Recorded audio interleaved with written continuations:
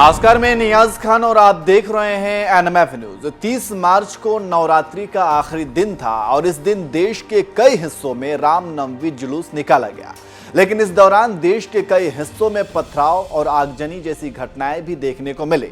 खासकर अगर बंगाल की बात करें तो पश्चिम बंगाल की सीएम ममता बनर्जी ने रामनवमी के दिन ही ये बयान दिया था कि जिसे शोभा यात्रा निकालना है निकाले, ये उसका अधिकार है, लेकिन एक भी मुस्लिम घरों पर हमला हुआ या फिर किसी भी तरह का दंगा हुआ तो फिर वे किसी को नहीं छोड़ेंगी। इतना बोलने के बाद भी पश्चिम बंगाल में रामनवमी के दिन बवाल हो गया और आगजनी जैसी घटनाओं को अंजाम दे दिया गया। अब ये सब कुछ करने वाले कौन लोग हैं, फिलहाल तो ये जांच का विषय है, लेकिन ममता ने इन सब का जिम्मेदार बीजेपी को ठहरा दिया है और कह दिया कि ऐसा करने की हिम्मत कैसे हुई। आपको बता दें कि हावड़ा में रामनवमी जुलूस के दौरान झड़प में कई वाहनों को आग लगा दी गई। बवाल के बाद पुलिस कर्मियों ने इलाके में फ्लैग मार्च किया। इसके बाद मुख्यमंत्री ममता बनर्जी का यह बयान आया है। ममता ने कहा, वे सांप्रदायिक दंगों के प्रबंध के लिए राज्य के बाहर से गुंडे बुलाते रहे हैं। उनके जुलूसों को किसी ने नहीं रोका, लेकिन उन्हें तलवारें और बुलडोजर लेकर मार्च करने का अधिकार नहीं है। हावड़ा में ऐसा करने की उनकी हिम्मत कैसे हुई? एएनआई के मुताबिक ममता ने कहा, उन्होंने एक समुदाय को विशेष रूप से निशाना बनाने के लिए रूटों को क्यों बदल दिया और बगैर अनुमति वाले मार्ग को क्यों लिया।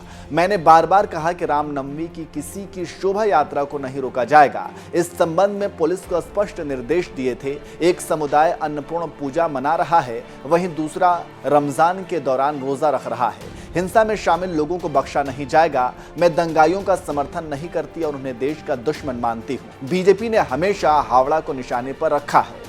तो इस तरह से रामनवमी के मौके पर हावड़ा में जो कुछ भी हुआ उसका ठिकरा ममता ने बीजेपी के ऊपर फोड़ दिया। वहीं बीजेपी ने भी ममता के इस बयान पर पलटवार किया।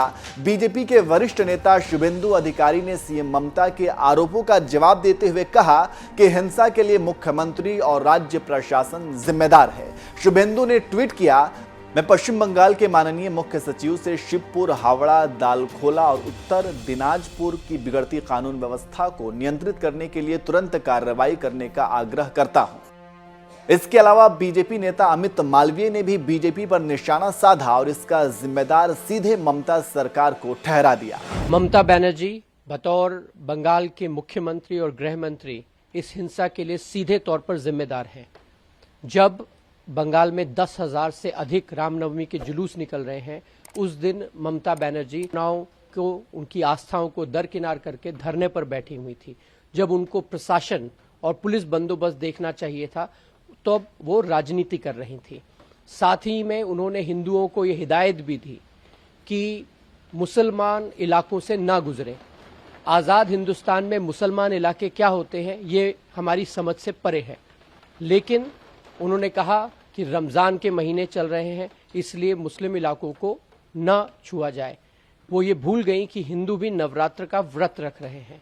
उनके तुष्टीकरण की राजनीति इस हिंसा के लिए सीधे तौर पर जिम्मेदार। आपको बता दें कि रामनवमी जुलूस के दौरान हावड़ा के अलावा वडोदरा, छत्रपति संभाजीनगर और लखनऊ से भी झड़प की खबरें आई हैं। वैसे आप इस झड़प का जिम्मेदार किसे मानते हैं? जिस तरीके से बीजेपी का यह कहना है कि इन सब का जिम्मेदार ममता सरकार है, तो क्या आपको भी लगता है कि इन सब का जिम्मेदार ममता सरकार है? कमेंट करके आप अपनी राय जरूर दीजिए।